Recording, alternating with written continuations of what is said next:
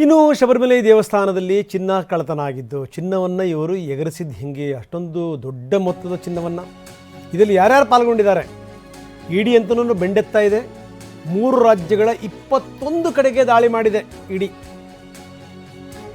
ಕೇರಳ, ತಮಿಳುನಾಡು, ಕರ್ನಾಟಕ ಈ 3 ರಾಜ್ಯಗಳಲ್ಲಿ 21 ಕಡೆಗಳಲ್ಲಿ ಬೇರೆ ಬೇರೆ ಜನ ಇದ್ದಾರೆ. ಅದರಲ್ಲಿ ದೇವಸ್ವಂ ಬೋರ್ಡು ಅಧಿಕಾರಿಗಳು, ಈ ಸಂಬಂಧಪಡೆದಿರುವಂಥ ವ್ಯಕ್ತಿಗಳು, ಅಂದರೆ ನೇರವಾಗಿ ಅವರು ದೇವಸ್ಥಾನಕ್ಕೆ ಸಂಬಂಧಪಡೆದಿರುವಂಥ ವ್ಯಕ್ತಿಗಳು, ಮಧ್ಯವರ್ತಿಗಳು, ಜೊತೆಗೆ ಜ್ಯುವೆಲರಿ ಶಾಪ್ ಮಾಲೀಕರುಗಳು. ಒಬ್ಬ ಜ್ಯುವೆಲರಿ ಶಾಪ್ ಮಾಲೀಕ ಕೂಡ ಒಳಗಡೆ ಇದ್ದಾನೆ. ದೇವಸ್ಥಾನದ್ದನ್ನು ಕೂಡ ಇವರು ಚಿನ್ನ ಬಿಡಲ್ಲ ಅಂತಂತಂದರೆ ಯೋಚನೆ ಮಾಡಿ ನೀವು. ಜನಗಳಿಗೆ ಯಾವುದು ಭಯ ಭಕ್ತಿ ಏನಿಲ್ಲ. ದುಡ್ಡು ಸಿಕ್ಬಿಟ್ರೆ ಮುಗಿದು ಹೋಯ್ತು ಕತೆ. ಬೇಕಾದ್ದು ಮಾಡ್ತಾರೆ, ದುಡ್ಡು ಸಿಗಬೇಕಷ್ಟೇ. 19ರಿಂದ 25 ತನಕ ಹಂತ ಹಂತವಾಗಿ ಕದ್ದಿಯರು ಇವರು.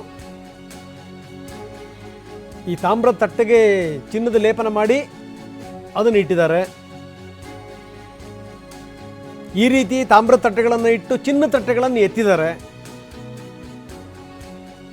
ಅದನ್ನು ಚೆನ್ನೈಗೆ ಮತ್ತು ಬೆಂಗಳೂರಿಗೆ, ಬಳ್ಳಾರಿಗೆ ಸಾಗಿಸಿದ್ದಾರೆ. ಇದರಿಂದ ಬಂದಂಥ ಹಣವನ್ನು ಬೇರೆ ಬೇರೆಯವರಿಗೆ ವರ್ಗಾವಣೆ ಮಾಡಿದ್ದಾರೆ.